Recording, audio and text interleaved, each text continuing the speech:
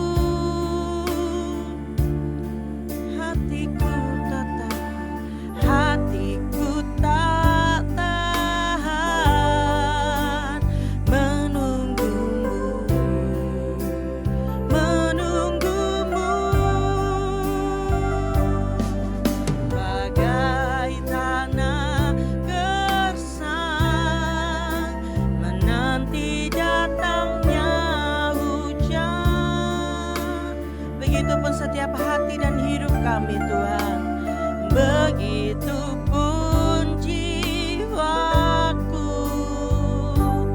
Tuhan,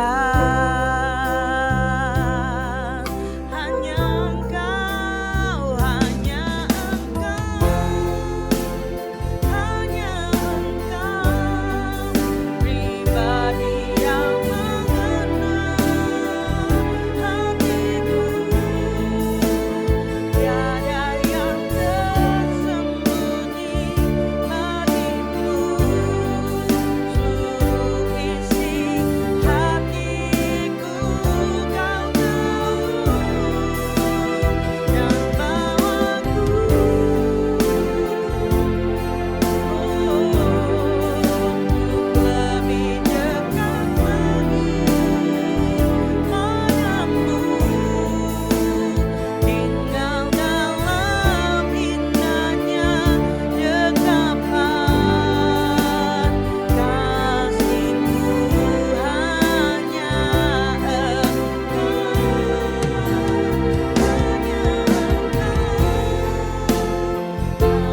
Engkau, pribadi yang mengenal hatiku.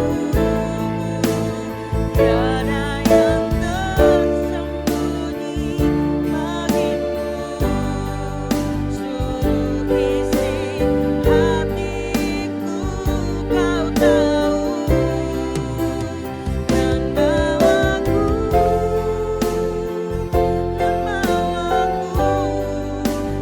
lebih dekat lagi padamu. Tinggal dalam indahnya dekapan, tinggal dalam indahnya dekapan, tinggal dalam indahnya dekapan kasih-Mu. Untuk doa sebelum firman kami serahkan ke Diaken Muda Santri. Kembali kami mengucap syukur Tuhan dalam hadirat-Mu Bapa. Terima kasih Bapa atas kehadiran-Mu, penyertaan-Mu pada kami di awal hingga saat ini Tuhan. Kami bersiap untuk menerima berkat firman-Mu. Kau mengurapi setiap kami Tuhan yang hadir saat ini. Biarlah berkat surgawi turun atas kami Tuhan, sehingga kami mau dibentuk, kami mau dirubahkan oleh firman hari ini Tuhan. Kau berkati Bapak kembali jadi saluran berkat bagi kami hari ini Tuhan. Kiranya turun dan berkat surgawi turun atas beliau Tuhan, sehingga firman yang disampaikan melekat dalam hati dan pikiran kami Tuhan. Terima kasih Bapak, kami mau sambut firman-Mu. Dalam nama Tuhan Yesus Kristus kami berdoa dan ucap syukur. Haleluya, amin. Amin. Terima kasih Diaken Muda Safreno. Puji Tuhan. Ya, selamat malam, shalom saudaraku semua. Oke, hari Sabtu siang Anak-anak Tuhan Surabaya, Sidoarjo yang dimungkinkan bisa hadir akan bertemu dalam pelayanan fellowship di hari Sabtu siang besok. Ya, puji Tuhan. Dan paginya tentu kita akan berada di pagi bersama Yesus hari Sabtu pagi. Dan jangan lupa besok, jika dimungkinkan, keluargaku bisa melaksanakan puasa semampunya. Dan kita hadir pada Jumat siang menyembah Yesus di gereja. Bagi saudara yang di luar gereja, dimungkinkan bisa bergabung di dalam penyembahan kita kepada Tuhan Yesus melalui online Google Meet. Itu yang perlu saya sampaikan kepada kita semua, puji Tuhan. Dan bersyukur kita naikkan kepada Tuhan berkait dengan proses pembangunan tempat kebaktian kita tentu masih terus berjalan ya. Oleh kemurahan Tuhan kita terus doakan tiap kali saudara masuk area tempat kebaktian darurat kita, saudara bisa mengangkat tangan dan naikkan doa syukur untuk proses pembangunan gereja kita, ya, tempat ibadah kita. Dan ini tindak lanjut yang berikutnya adalah pengadaan, kemudian fabrikasi, dan erection untuk beberapa titik kolom dan pemasangan ya kelengkapan pilar-pilar baja yang diperlukan. Sehingga nanti dalam waktu ke depan dimungkinkan akan terus dilaksanakan pengecoran ya, lantai 2. Sehingga sebelum membongkar tempat kebaktian kita yang sekarang ini masih dipakai darurat, tunggu tempat itu selesai pengecoran, tentu nanti masih ya ini alurnya, sehingga kita bisa melaksanakan ibadah masih darurat lagi di bawah lantai 2 itu, berarti adalah tempat yang akan kita gunakan untuk ibadah sementara. Berikutnya kita bisa berada di lantai 2 untuk khusus ruang ibadah. Lantai 2 dan lantai 3 tentunya karena itu semacam balkon yang bisa dijadikan ruang kelas serbaguna ya. Namun terkoneksi dengan ruang lantai 2. Saya kira itu yang perlu saya berikan gambaran ya agar kita terus semakin mantap mendoakannya ya. Puji Tuhan. Ini tim inti yang sudah tentu siap-siap bagaimana ini pengadaan pemesanan baja-baja. Ada Pak Juli, ada Pak Indra, ada Pak Yohanes Widodo, ada Pak Daud Sunoto, ya. Dan yang lalu juga keluarga terkasih Bapak Slamet yang dalam hal ini nanti akan ada tim khususnya yang menangani kelistrikannya ke depan. Dan di pertemuan yang lalu bisa hadir bersama-sama ya.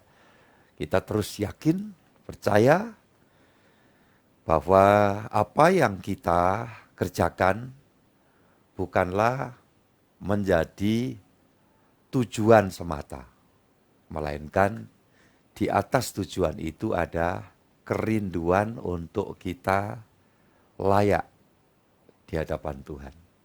Kalau wah tujuannya ini bangun gitu ya. Saudara-saudara yang dikasih Tuhan, kalau tidak ditegaskan bagaimana pentingnya dari sisi kerajaan Allah, ialah agar semua itu kita kerjakan ya dalam posisi layak di hadapan Tuhan, berkenan. Nah ini yang paling penting, puji Tuhan. Semua ada prosesnya, di dalam hidup ini juga ada prosesnya, tapi selalu Tuhan memberikan prinsip, ini dalil sorgawi, bahwa proses itu akan membawa juga kepada satu sukses ya. Artinya kita akan melihat campur tangan Tuhan. Kalau dasarnya hidup ini tujuan siapa dulu itu ya? Tujuan Tuhanlah yang paling pas. Tujuan kita penuh keterbatasan, ya, syarat dengan subjektivitas. Tetapi kalau kita mengikuti tujuan Tuhan di dalam hidup kita ini, maka di dalamnya sudah ada arah yang standar pencapaiannya adalah kehidupan yang layak, berkenan di hadapan Tuhan. Ya, saudara sebagai pengusaha, sebagai pekerja, sebagai karyawan ya, sebagai ASN ya kan. Saudara-saudara sebagai apa saja, termasuk kami hamba Tuhan. Sasarannya adalah kita bisa layak dalam perkenanan Tuhan. Itu yang penting. Intinya bagaimana nanti layak itu sendiri, ya, bahwa itu memenuhi target layak di hadapan Tuhan. Saudara-saudara yang dikasihi Tuhan, ketika semua muara, endingnya, ya, garis akhirnya adalah memuliakan Tuhan. Ya, tujuannya Allah itu menjadi kenyataan. Nah itu baru, kalau begitu berkenan. Begitu layak. Apa itu? Ketika tujuan Tuhan, ya, itu terpenuhi. Saudara masak pagi-pagi ya, ibu-ibu, tentu masak dan sebagainya, hasilnya tujuannya kan ada, supaya nanti dapat hasil setelah itu untuk mengenyangkan dan menyehatkan. Baik yang masak, keluarga yang dimasakkan, iya kan? Saudara-saudara, saudara membuat sesuatu karya, buah karya. Harapannya karya itu tidak berhenti karya, tapi ada buahnya. Nah sebetulnya demikian juga Tuhan. Di dalam semua upaya yang Dia sertakan di dalam kehidupan ini, ya, harapannya adalah tujuan Tuhan itu. Dan siapa menjadi pelaksana tujuan Tuhan itu, dia untung. Dia beruntung. Saya, saudara, menjadi pelaku dari sarana tujuan Tuhan itu tercapai, tentu kita untung. Untung dalam perjalanan, untung juga di endingnya. Baik, kita akan membaca ayat-ayat firman Allah pada saat ini, saudara-saudara yang dikasihi Tuhan. Kita buka Alkitab kita bersama-sama di dalam Lukas 1 ayat 13 sampai 17. 1:13 sampai 17. Silakan Pak Juli Raharjo, Tuhan memberkati. Tetapi malaikat itu berkata kepadanya, "Jangan takut, hai Zakaria, sebab doamu telah dikabulkan, dan Elisabet istrimu akan melahirkan seorang anak laki-laki bagimu, dan haruslah engkau menamai dia Yohanes. Engkau akan bersukacita dan bergembira. Bahkan banyak orang akan bersukacita atas kelahirannya itu. Sebab ia akan besar di hadapan Tuhan, dan ia tidak akan minum anggur atau minuman keras, dan ia akan penuh dengan Roh Kudus mulai dari rahim ibunya. Ia akan membuat banyak orang Israel berbalik kepada Tuhan Allah mereka, dan ia akan berjalan mendahului Tuhan dalam roh dan kuasa Elia, untuk membuat hati bapa-bapa berbalik kepada anak-anaknya, dan hati orang-orang durhaka kepada pikiran orang-orang benar, dan dengan demikian menyiapkan bagi Tuhan suatu umat yang layak baginya." Semua katakan amin. Tidak ada janji bahwa orang yang hidup layak itu perjalanannya tanpa kesulitan dan pergumulan. Tolong diingat baik-baik. Jangan pernah berpikir bahwa kalau aku hidup berkenan, hidupku itu tidak bercacat celah, kemudian tanpa proses di dalam hidup ini. Tidak. Kalau ada ungkapan itu, kita taat, kita berkenan, kita layak, ya, pasti hidup kita lancar. Saya mau katakan maaf, tidak ada jaminan seperti itu. Tetapi ketika saudara layak dalam rumah tangga, ya seperti keluarga Zakaria ini. Kita tentu tahu ini, Zakaria istrinya namanya Elisabeth. Siapa ini? Ini calon orang tua dari seorang yang dikatakan cukup besar namanya. Bahkan dalam budaya orang Israel disebut nabi paling akhir. Ya, nabi paling akhir itu siapa? Yohanes Pembaptis. Itu di dalam paradigma sudut pandang ya dari orang-orang Yahudi, orang Israel. Saudara-saudara yang dikasihi Tuhan, dikatakan di dalam ayat-ayat awal, mulai ayat yang kelima kalau sudah perhatikan di Lukas pasal 1 ini, ditekankan ini pasal istri sama-sama hamba Tuhan. Ya, sama-sama pelayan Tuhan. Ditegaskan keduanya adalah benar, itu ayat 6. Di hadapan Allah dan hidup menurut segala perintah dan ketetapan Tuhan dengan tidak bercacat. Iya. Kemudian ayat 7 ada kalimat tetapi. Jadi kalau ada kata tetapi itu ada sesuatu yang nampaknya ya tidak seperti keterkaitan kalimat yang ada di depannya.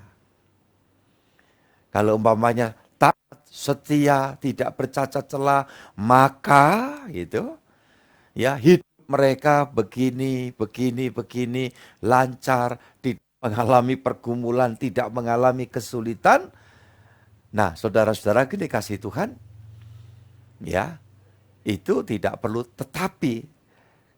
Ketika ditulis tetapi mereka tidak mempunyai anak sebab Elisabeth mandul dan keduanya telah lanjut umur. Tidak seperti sekarang loh ya. Di dalam masa perjanjian baru sampai hari ini, saudara-saudara tidak ada pandangan bahwa ketika orang itu belum dikaruniai anak atau bahkan tidak dikaruniai anak, itu kemudian ya menjadi suatu aib. Karena ada ya tuduhan seolah-olah justifikasi dari banyak orang-orang yang seperti ini sedang mengalami kutukan. Ada kesan seperti itu. Sedangkan di dalam perjanjian baru, kemudian terus kemari, saudara-saudara yang dikasihi Tuhan. Mungkin kalau Tuhan belum kasih, ada satu pertimbangan. Kalau sampai Tuhan tidak kasih, pasti ada pertimbangan yang lebih sempurna dari mata Tuhan. Ini yang perlu saya dan saudara pahami. Iya. Nah, tetapi apa yang terjadi? Ketika seorang keluarga, Zakaria dan Elisabeth ini di tengah pergumulan, di situ tadi ayat yang ke-13, Tuhan datang berfirman melalui malaikat. Ini terjadi buat setiap saya dan saudara. Kalau saudara dalam pergumulan, sedangkan saudara sebagai seorang yang mengasihi Tuhan, rindu hidup berkenan di hadapan Allah, yakin Tuhan tidak akan pernah menganggap sepi saya dan saudara. Itu rewardnya. Jadi bukan, oh jaminannya semuanya pasti beres. Enggak juga. Tetapi jaminan yang pasti adalah Tuhan tidak pernah enggan mendatangi saudara dan saya ketika saudara sebagai orang yang layak berkenan di hadapan Tuhan. Rumah tangga saudara, saudara jaga, ya, interaksi dalam keluarga, orang tua anak, anak orang tua, saudara dengan saudara, ya, saudaraku yang dikasihi Tuhan, terus berpikir untuk tidak melakukan sesuatu yang tidak jelas begitu, saya percaya ada kepedulian Tuhan. Ada kepedulian Tuhan. Dan dikatakan di situ Tuhan kemudian memberitahu kepada Zakaria, kamu bakal punya anak. Nah, dalam hal ini Kita itu kadang-kadang ngadepi jalan yang buntu sekali. Secara manusia tidak mungkin. Tetapi ada waktunya kalau Tuhan mau dan karena dia punya tujuan. Ya, dia, Tuhan, punya tujuan. Dan melibatkan saya dan saudara, selalu ada kuasa atau mukjizat yang Tuhan nyatakan di dalam kehidupan kita. Tolong diingat ini. Jadi saudara-saudara yang dikasihi Tuhan, yang utama adalah ketika kita berhubungan baik dengan Tuhan. Ya, hamba Tuhan, pelayan Tuhan, anak Tuhan yang bisa dipercaya oleh Tuhan.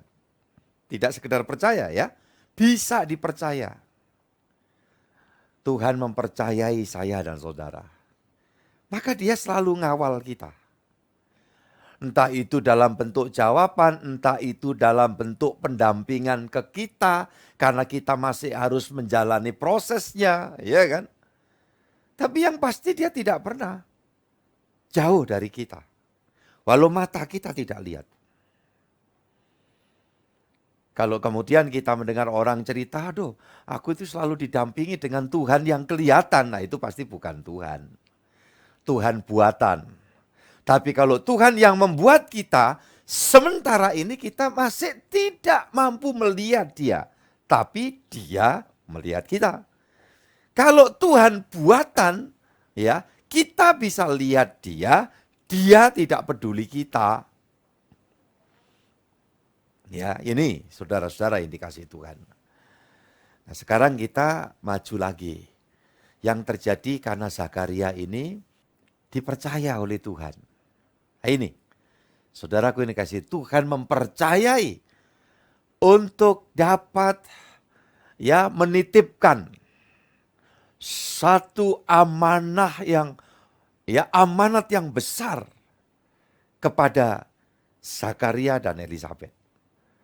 Langsung to the point saja, hadirnya seorang Yohanes Pembaptis. Tuhan Yesus mengatakan bahwa Yohanes ini adalah orang besar, pribadi yang besar.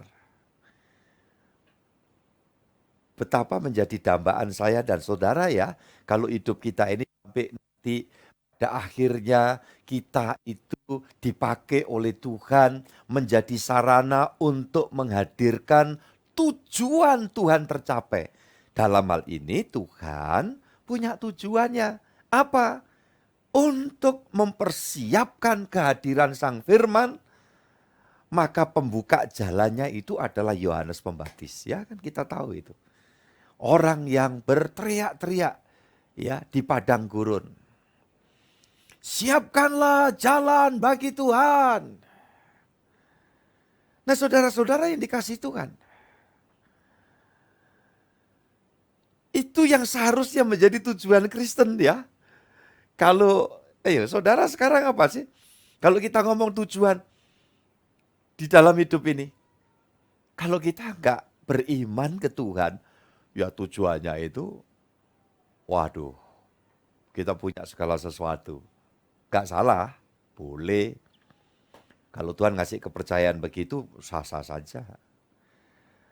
Tetapi saudara, bukan tujuan itu. Kalau itu sekedar Tuhan kasih bonus, kepercayaan oke lah. Yang itu kan masih mengingat saudara adanya tokoh yang sampai hari ini juga sering tampil di TV ya. Tiap hari tertentu. Nah, dia buat viralan videonya sendiri. Dia menyatakan, saya ini sudah urusan duniawi itu enggak ada yang enggak terpenuhi. Saudara-saudara orang itu yang pamer aja cerita ya kan. Cincin berliannya itu, waduh, miliaran. Saudara-saudara yang dikasihi Tuhan. Tapi dia mengatakan tidak bahagia. Nah, kemudian berpikir mau coba ya mendalami suatu kepercayaan tertentu. Ya, sah-sah saja ya. Saudara-saudara yang dikasihi Tuhan. Kalau saudara sudah percaya Tuhan Yesus, ya kan? Kemudian yang kedua mempercayakan hidup seutuhnya dunia akhirat ke Tuhan Yesus, Maka hal yang ketiga ini kemudian Tuhan mempercayai saya dan saudara. Itu sebetulnya kunci kebahagiaan. Ya, kenapa? Tuhan yang akan dampingi kita. Dia sumbernya bahagia, sumbernya damai sejahtera. Itu sebabnya kata kuncinya adalah bagaimana ya kita menjadi kepercayaan Tuhan. Kalau percaya Tuhan hampir banyak orang, ya kan? Mempercayakan hidup hari ini, hari esok kita yang masih aktif kerja, yang sedang MPP, ya kan? Yang akan pensiun, yang pensiun. Aku mempercayakan hidupku kepada Tuhan. Yang muda-muda, remaja, hari esokku aku percayakan ke Tuhan. Bagus. Tetapi kalau kita sampai pada hidup layak, dan itu buktinya apa? Tuhan mempercayai kita. Dijadikan ya sosok kepercayaan Tuhan. Wah, itu dambaan saya kita semua, ya. Mari kita betul-betul ingin mencapai ke sana. Ya, saudara-saudara yang dikasihi Tuhan. 1 Samuel 2 ayat 35. Mari kita buka. Dan aku akan mengangkat bagiku seorang imam kepercayaan yang berlaku sesuai dengan hatiku dan jiwaku. Dan aku akan membangunkan baginya keturunan yang teguh setia, sehingga ia selalu hidup di hadapan orang yang kuurapi. Saudara yang dikasihi Tuhan, kita lihat di sini, kalau sampai saudara, ya kan, Bapak, Ibu, keluargaku semua ini, rekan hamba-hamba Tuhan lebih-lebih ya, dikatakan oleh firman Tuhan, dipilih oleh Tuhan, ya, menjadi imam kepercayaan Tuhan itu, waduh, luar biasa. Dan aku akan mengangkat bagiku seorang imam kepercayaan. Contohnya siapa tadi? Zakaria. Tapi dalam teks ayat ini bicara tentang ya seorang Samuel. Ini Tuhan loh bicara kepada Imam Eli. Ya, karena Eli dia asalnya percaya, melayani. Tanggung tapi ya. Kemudian dia hidup tidak layak. Dan didik anak-anaknya juga secara benar itu. Itu nanti sudah bisa baca itu ayat-ayat sebelumnya itu. Kemudian Tuhan bicara, aku akan mengangkat bagiku seorang imam kepercayaan yang berlaku sesuai dengan hatiku dan jiwaku, dan aku akan membangunkan baginya keturunan yang teguh, setia, sehingga ia selalu hidup di hadapan orang yang kuurapi. Saudara yang dikasihi Tuhan, sekarang kita arahkan ini ke Imam Zakaria. Ya, dia diangkat jadi imam kepercayaan Tuhan. Hasilnya apa, saudaraku? Datang satu pribadi, Yohanes, Yahya Pembaptis itu. Dipakai oleh Tuhan. Untuk Tuhan mewujudkan tujuannya. Demi penyambutan kepada Sang Kristus yang diurapi itu. Nah itu sebabnya kalau hari-hari ini saudara keadaan senang atau mungkin kami dalam pergumulan Pak Gembala. Jadi saudara mempunyai satu ketetapan hati. Tuhan, apapun yang terjadi dan yang akan terjadi satu hal menjadi doa kita bersama ya. Tahun 2023 ini kita menjadikan aku imam-imam kepercayaan. Masih ingat pegangan kalimat yang saya sampaikan? Ya, ada orang di waktunya, ada waktu di orangnya. Ya, di orang itu. Ada waktu pada zaman Zakaria, Zakaria dipakai oleh Tuhan. Zamannya Samuel, Samuel dipakai oleh Tuhan. Zaman ini, ya zaman kita. Tuhan sedang ya, ingin menyatakan dari apa yang sudah dicanangkan, tuean besar, buah-buah kehidupan yang dinyatakan di atas muka bumi ini. Sehingga terjadi pertobatan di mana-mana. Terjadi suatu perubahan yang percepatannya itu sulit dibayangkan oleh pemikiran manusia. Sehingga terjadi hal-hal yang aneh, itu dari sisi yang buruk, tetapi juga terjadi hal-hal yang luar biasa berkait dengan tujuan Allah terwujud. Itu juga secara signifikan. Apa ini kaitannya Pak Gembala? Tolong dengar baik-baik. Injil kerajaan diberitakan. Melalui apa? Awal pergumulan. Pandemi menyeluruh di muka bumi. Kita baru saja lewati. Moga-moga tidak datang lagi itu ya. Saudara-saudaraku dikasih Tuhan. Tetapi lewat itu yang terjadi apa? Di muka bumi manusia sebagian yang memang diproses dengan cara itu sadar. Harta benda, kekayaan, pencapaian secara dunia ini bukan segala-galanya. Sebagian orang dicelikkan, tahu. Dan moga-moga sampai sekarang ini juga masih tetap sadar. Ya, karena berbagai macam peristiwa alam ini di luar kontrol kita, saudara-saudara. Masih saja kita melihat tidak ada ya babi bu tahu-tahu yang terjadi di sebuah negara harus ribuan orang ya wafat, tewas karena bencana alam. Siapa yang tahu? Turki ini menjadi bagian ya wilayah yang banyak dikunjungi oleh warga masyarakat dunia.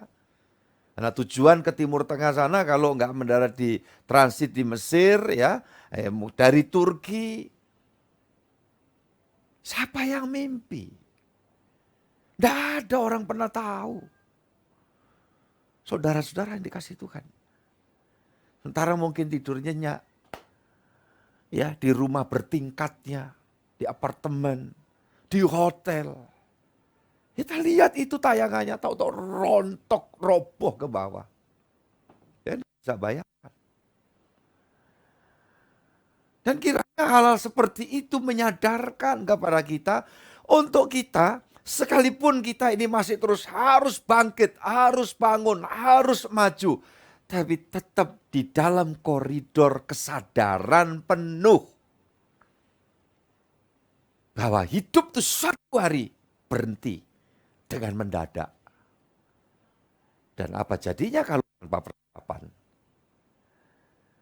Kata kuncinya di sini, berkenan atau layak di hadapan Tuhan. Kalau satu waktu kita harus berpulang, ya asal posisinya seperti itu. Kita menghargai kehidupan ini, menghargai hidup rohani ini, seperti yang kita kerjakan hari ini, kita cari makan. Kalau seharian sudah kita cari makan untuk fisik jasmani kita ya, nafkah lahiriah. Ya, saudara-saudara, jasmani sudah, sekarang ini rohani. Ini yang kita kerjakan. Dan ini kita ketok tularkan. Tugas saya dan saudara itu agar tujuan Tuhan terpenuhi. Ya, saudara diangkat jadi imam loh.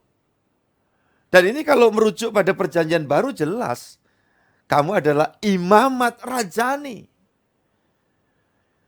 Ya, di dalam hal ini di hadapan Tuhan, setiap saya dan saudara ini dilantik oleh Tuhan menjadi imam-imam yang mengangkat ya dalam syafaat kita untuk keselamatan dunia ini. Saudara, kalau kita benar-benar menjadi imam kepercayaannya, saya mau kasih tahu saudara, ada keuntungan-keuntungan lebih. Dalam banyak hal, dunia belum tahu, Tuhan akan kasih tahu, berikan hikmat kepada kita. Gitu. Contohnya ya, Kejadian pasal yang ke-18. Coba kita buka. Berpikirlah Tuhan, apakah aku akan menyembunyikan kepada Abraham apa yang hendak kulakukan ini? Bukankah sesungguhnya Abraham akan menjadi bangsa yang besar serta berkuasa, dan oleh dia segala bangsa di atas bumi akan mendapat berkat? Sebab aku telah memilih dia supaya diperintahkannya kepada anak-anaknya dan kepada keturunannya, supaya tetap hidup menurut jalan yang ditunjukkan Tuhan dengan melakukan kebenaran dan keadilan, dan supaya Tuhan memenuhi kepada Abraham apa yang dijanjikannya kepadanya. Saudara, kalau kita jeli, kita lihat dari semua pembacaan ayat ini, Tuhan betul-betul concern berkait dengan mempercayai kita untuk bertanggung jawab atas generasi berikutnya. Yang di dalam hierarkinya itu anak-anak keturunannya. Itu bicara apa? Bicara generasi berikutnya setelah kita. Makanya saya dan saudara ini betul-betul menerima mandat dari Tuhan. Ya. Tidak cuma sekedar untuk euforia kepentingan kita sendiri. Aku sudah beriman, aku sudah sungguh-sungguh, aku sudah melayani, bagus. Tapi masalahnya, Tuhan memberikan amanat, memberikan mandat kepada kita untuk keberlangsungan generasi selanjutnya. Agar yang menjadi tujuan Allah itu bisa sampai kepada mereka. Nah, itu sebabnya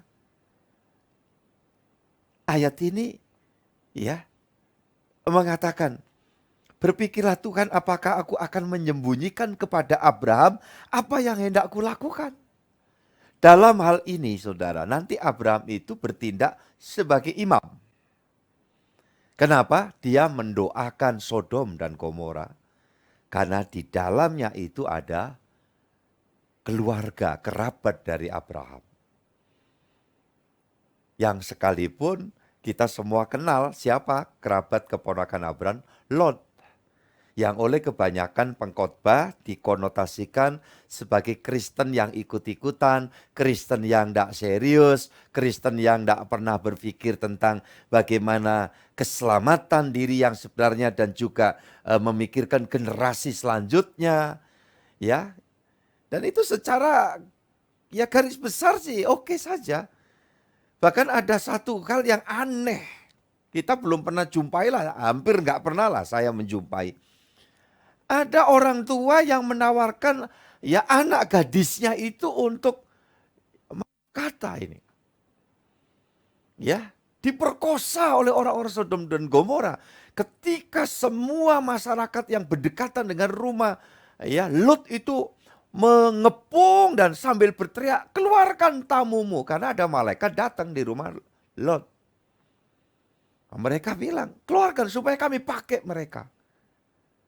Satu sisi seperti Lot itu ya beragama begitu kan. Dia keluar memberitahu kepada masyarakat, jangan ganggu tamuku, karena Lot tahu ini siapa yang datang. Tapi ada kalimat yang sungguh menunjukkan sikap yang tidak bermoral. Ketika dia mengatakan, ini ada anak gadisku. Silakan kalau kalian semua mau pakai dia. Asal jangan ganggu orang yang datang kepadaku. Saudara-saudara, ini macam apa, ya kan? Dan ini yang terjadi. Tapi sejauh itu pun seorang imam, ya Imam Abraham dalam hal ini, dia tetap mendoakan. Nah, ini pelajaran ya saudara-saudara. Saudara punya mandat dari Tuhan, umpamanya diantaranya melayani ini. Untuk menjangkau jemaat, supaya bisa terlayani, bisa terdoakan, bisa terafiliasi dalam kebersamaan menjadi saudara dalam Kristus melalui wadah persekutuan keluarga sejahtera atau PKS, ya kan? Saudara diamanati Tuhan, dimandati Tuhan untuk ya kasih tahu ini kebetulan jadwalnya besok onset ya. Pak, kami sudah berapa kali Pak menghubungi Pak, tapi dia ya masih belum respon. Hubungi lagi, doakan lagi. Iya kan? Kalau pas lewat di situ apa salahnya mampir? Ya, saya tunggu ya. besok di rumah saya atau di rumah si Anu kita ketemu. Atau besok waktunya online PKS kita umpamanya. Sudah kirim link. Belum direspon, kirim lagi. Ya, apakah sia-sia itu? Yang saudara pakai, barangkali paketan saudara berkurang untuk itu. Saya bilang enggak. Contoh gini ya, prinsip kalau saya menanamkan pemikiran yang sehat di dalam standar Kristen yang layak berkenan di hadapan Allah. Umpamanya ada orang tua atau saudara atau ya anak memperjuangkan kesembuhan orang tuanya, sudah diperjuangkan biaya bisa-bisan, tiba-tiba yang diperjuangkan itu kemudian wafat. Lantas orang kadang berpikirnya begini, aduh kasihan ya sayang ya, kamu sudah berusaha sedemikian, ya habis uang banyak, tenaga sedemikian. Ternyata ya Tuhan punya pikiran lain untuk mengambil orang yang kamu perjuangkan untuk hidup. Ternyata dia mati. Saya tidak ngomong begitu. Tiap kali saya katakan, setiap rupiah, tenaga, perhatian, pelayanan kasihmu untuk memperhatikan, membiayai sedemikian besar, toh akhirnya Tuhan ambil, ya, saya katakan, apa yang kamu tabur tidak sia-sia. Ini prinsip iman itu begitu, melihat bukan cuma dengan kasat mata, standarnya matematiknya secara duniawi. Kalau yang aku tanamkan ini kemudian langsung kelihatan hasilnya, ya orang ini, keluargaku ini bisa sembuh, hidup, wah puji Tuhan, ini berhasil. Tidak salah itu mengatakan begitu. Tetapi kalau terjadi yang sebaliknya pun juga sama, tidak sia-sia. Begitu juga kalau saudara memberikan perhatian. Saudara-saudara ini kasih Tuhan. Saudara lakukan. Ya, mendoakan itu tidak cuma sekedar mendoakan. Tapi juga ada tindakan tadi. Kalau dikatakan ora et labora, iman tanpa perbuatan mati. Itu berkaitan dengan tindakan-tindakan praktis yang kita bisa melakukan. Saudara mau jadi imam kepercayaan Tuhan? Halo? Puji Tuhan. Kita sama-sama mau ya. Kita sama-sama mau mengerjakan itu. Kita adalah orang-orang yang diselamatkan Tuhan, kemudian diberi mandat untuk memperhatikan generasi selanjutnya. Ini berkait Tuhan ngomong ya kepada Imam Eli tadi, dia bicara tentang imam yang akan dipilih adalah yang akan menjadi penyalur tujuan Allah, bukan tujuan manusia. Kemudian kepada Zakaria, wujudnya kelihatan Yohanes Pembaptis. Kemudian kepada Abraham, ya wujudnya apa saudaraku? Sampai generasi ke generasi hingga kini. Yakni bangsa Israel secara jasmani dan kita gereja Tuhan. Ini karena keterkaitan buah dari tanggung jawab seorang Abraham yang dijadikan ya imam Allah, menjadi hamba Allah yang setia. Terusnya bagaimana? Abraham juga tidak mudah proses yang dialami. Iya kan? Apa itu prosesnya? Bukan nunggu anak. Justru setelah anak yang ditunggu, ya sudah tumbuh menjadi orang muda. Tiba-tiba Tuhan berfirman, bawa ke Gunung Muria. Saudara-saudara yang dikasihi Tuhan, itu sebabnya ini penting ya untuk kita memahami apa yang menjadi maksud Tuhan. Kita seringkali menekankan kerja buat Tuhan, bagus. Ini tadi juga diantaranya. Tetapi ada hal yang penting lebih daripada itu, saudaraku. Kita harus mau dikerjain Tuhan. Kerja buat Tuhan bagus, dikerjai Tuhan itu jauh lebih bagus. Kita mau, kita rela. Seperti kita nyanyikan tiap waktu, ya kan? Buatlah jalanmu dalam saya, Tuhan, penjunan dan aku ini tanah liat. Biar kau kerjakan seturut maumu. Ya, dan kita lihat saudaraku yang dikasihi Tuhan. Apa yang seharusnya kita lakukan? Kutunggu diam di kakimu. Dan jika itu terjadi, pasti akan ada sebuah hasil dari buah karya Tuhan itu. Segumpal tanah yang berharga di dalam kerajaan Allah pada waktunya nanti. Kita nggak usah terlalu berharap kemuliaan di dunia ini. Kita dapatnya kecewa ya.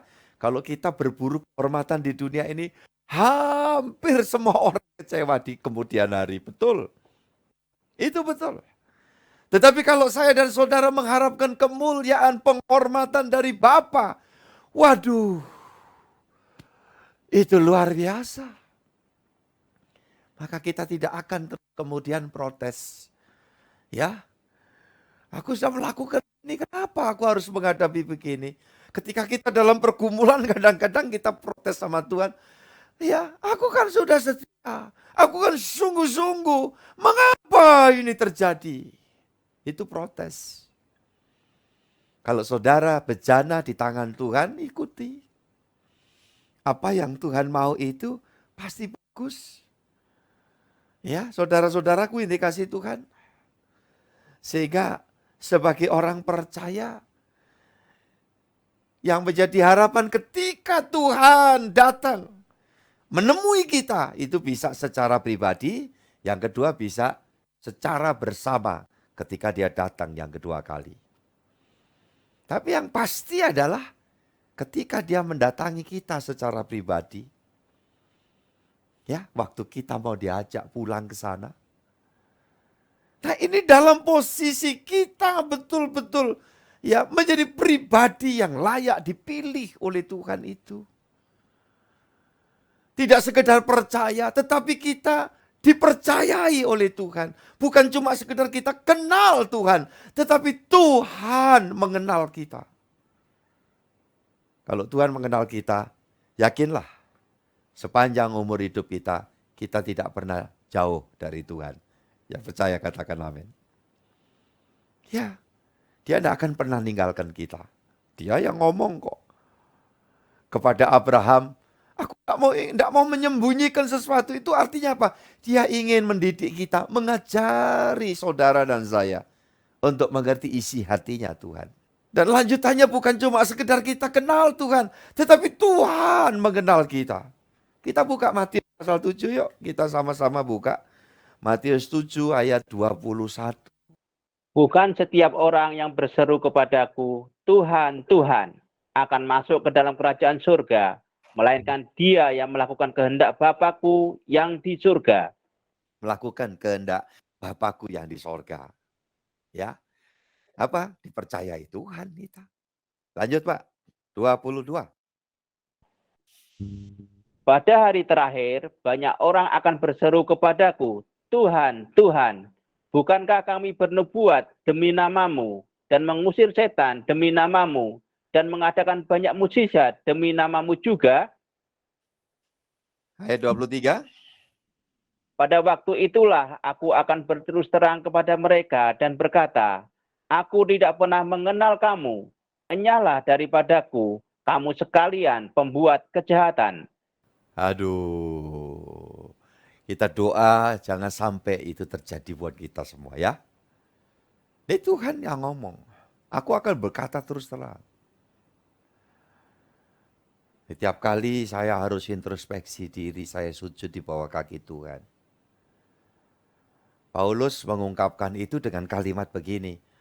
Aku khawatir kalau setelah aku memberitakan Injil kepada banyak orang, tetapi aku sendiri, apa? Ada yang tahu gak kalimat berikutnya?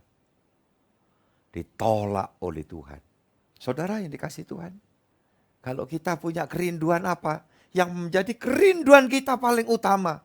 Setelah kita berpuluh-puluh tahun bergereja. Setelah kita berpuluh-puluh tahun mengabdi ke Tuhan. Ya, setelah kita sekian lamanya menjadi hamba Tuhan, pelayan Tuhan. Dambaan kita jangan sampai kemudian kelak aku tidak dikenal oleh Tuhan. Menjadi sia-sia. 2023 saya sudah mengatakan, menyatakan, mewartakan kepada saudara. Menjadi tahun untuk kita dipulihkan oleh Tuhan. Menjadi tahun untuk kita dipastikan berkemenangan. Menjadi tahun tidak harus berulang lagi seperti ketika kita di tahun-tahun sebelumnya. Kita menjadi Kristen yang hidup di dalam kekalahan. Kristen yang hidup di dalam ketidakberdayaan. Menjadi Kristen yang diombang-ambingkan jadi bola pingpongnya setan. Stop, selesai tahun-tahun sebelumnya. Tahun ini kita masih berada di pertengahan bulan yang kedua. Tuhan bicara kepada saudara, kepada saya. Untuk Dia mengingatkan kita kembali. Di posisi mana kita. Saudaraku yang kasih Tuhan. Kerja di ladang Tuhan bagus. Tetapi kalimat tadi apa? Dikerjakan Tuhan. Jauh lebih bagus. Kita siap sedia, kita rela dibentuk. Kita punya kesediaan untuk terus memperjuangkan pembangunan rohani kita, rohani keluarga kita. Dan ingat, Tuhan memberikan amanat kepada kita untuk generasi selanjutnya. Nah, itu sebabnya kekristenan ditakdirkan ya menjadi garam, ditakdirkan menjadi terang. Udah otomatis. Orang yang nyadar keberadaanku sebagai garam. Karena dunia membutuhkan. Ditakdirkan menjadi terang. Yang menyalurkan terangnya Tuhan itu. Karena dunia membutuhkan terang itu. Yaitu hidup saudara dan saya. Lanjut 2 Timotius pasal 2. Mari kita buka. Timotius pasal 2 ayat 19 sampai 21.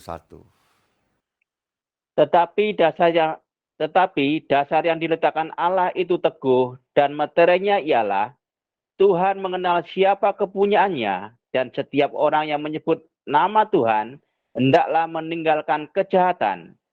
Dalam rumah yang besar bukan hanya terdapat perabot dari emas dan perak, melainkan juga dari kayu dan tanah.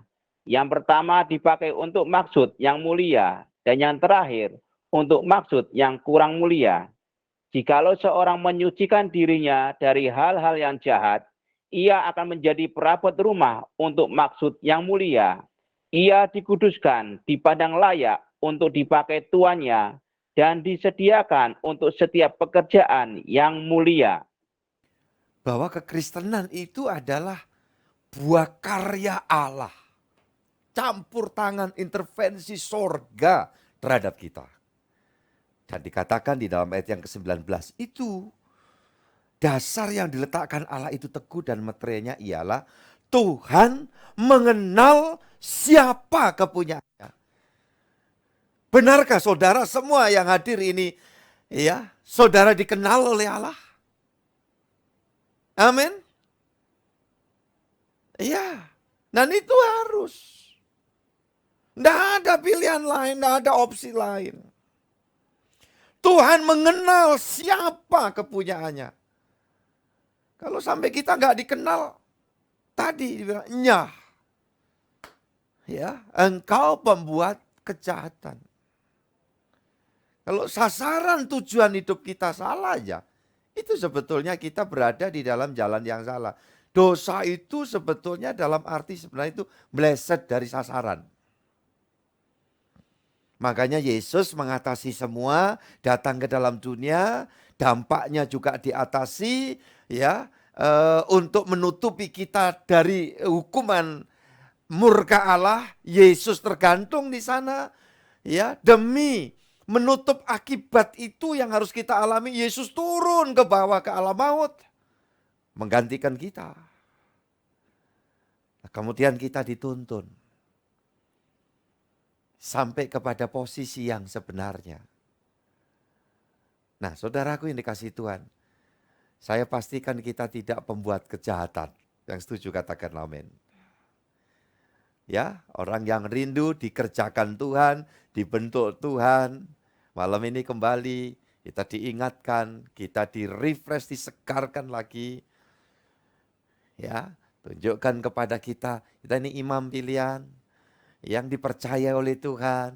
Tuhan ingin memberi, tahukan isi hatinya seperti kepada Abraham. Artinya apa? Orang yang terus jalan bareng sama Tuhan, banyak kali dikasih tahu sama Tuhan Yesus. Kan dikatakan, kamu bukan budak tapi kamu sahabat. Kalau budak kamu tinggal di luar rumah. Ya, tetapi kalau sahabat akan tahu apa-apa yang aku akan berikan kepada kamu. Dan itu yang menjadi kekuatan standar buat kita orang yang beriman. Dan itu kekuatan kita. Karena firman itu yang menguatkan kita. Kita udah mau mulai miring gitu. Tuhan ya dia bicara lagi, dia tuntun kita. Dan saudara-saudara yang dikasih Tuhan. Ayat 21, jika seorang menyucikan dirinya dari hal yang jahat, ia akan menjadi perabot rumah untuk maksud yang mulia. Ia dikuduskan, dipandang layak. Untuk dipakai tuannya, disediakan untuk setiap pekerjaan yang mulia. Yakin tidak ada seorang pun yang tidak dipakai Tuhan. Tuhan mau memberdayakan kita semua. Dan kita melakukannya itu sebagai tanda syukur. Ya, tanda syukur. Terima kasih Tuhan, Engkau yang begitu baik, Engkau mengasihi.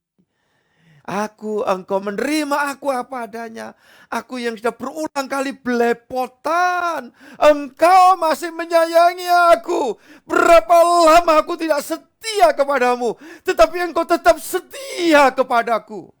Untuk itu aku berikan hidupku mau dituntun Tuhan. Ya, itu tanda syukur kita kepada Tuhan. Ayat terakhir saudara, Ibrani 13.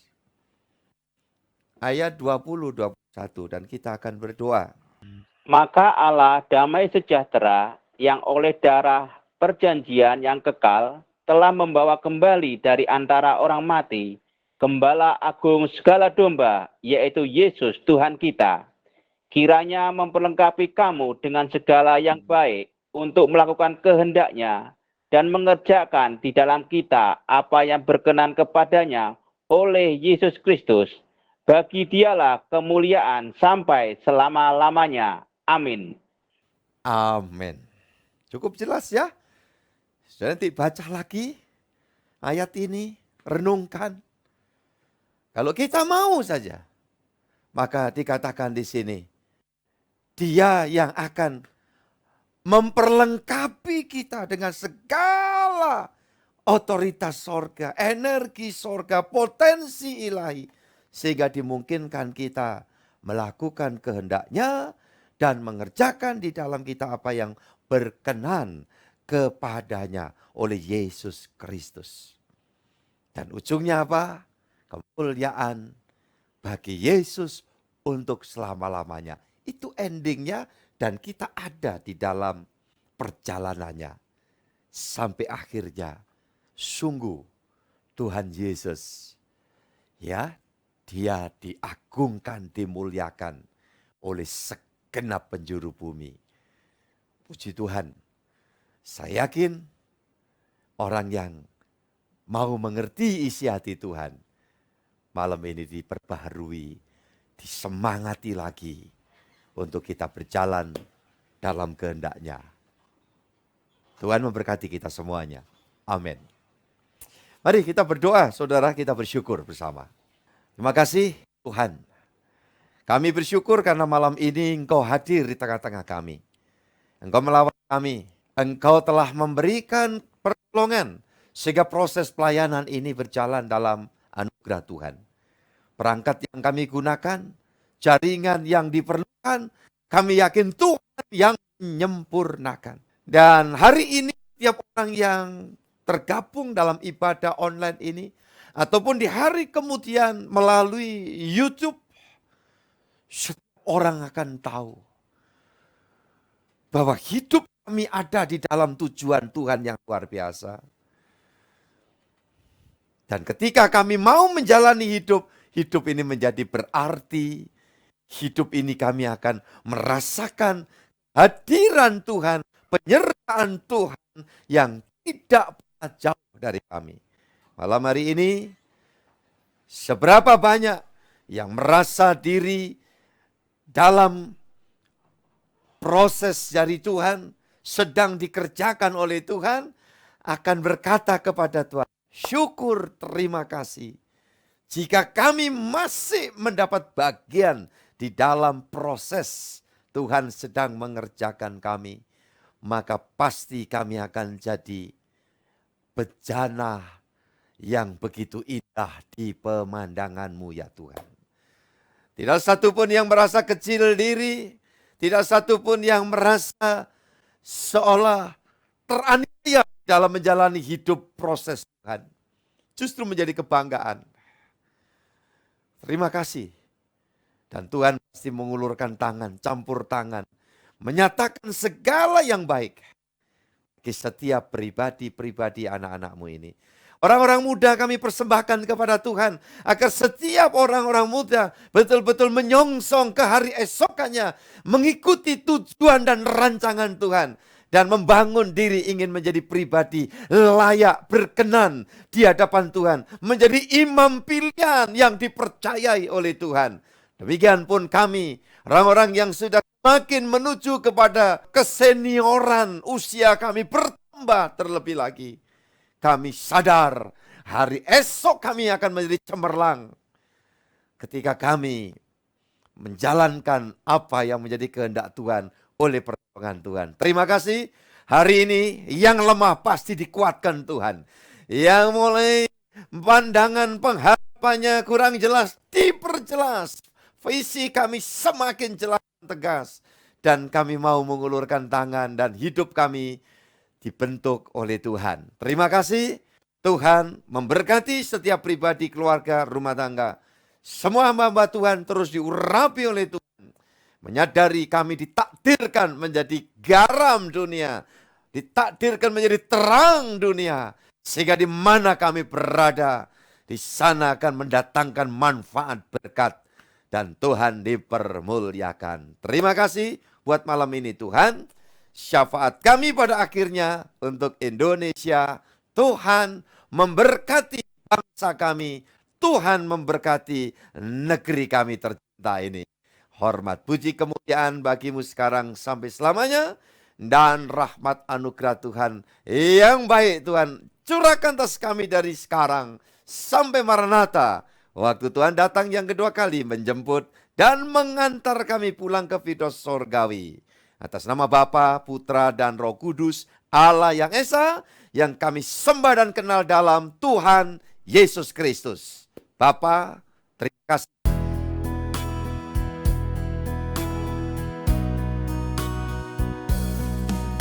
Bapa,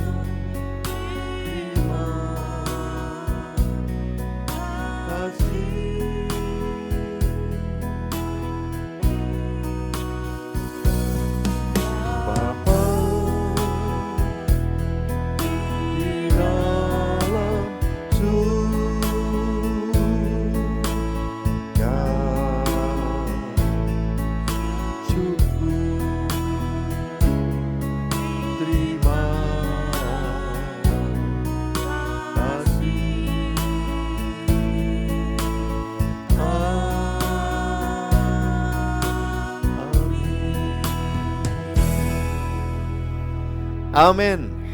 Tuhan memberkati keluargaku semua.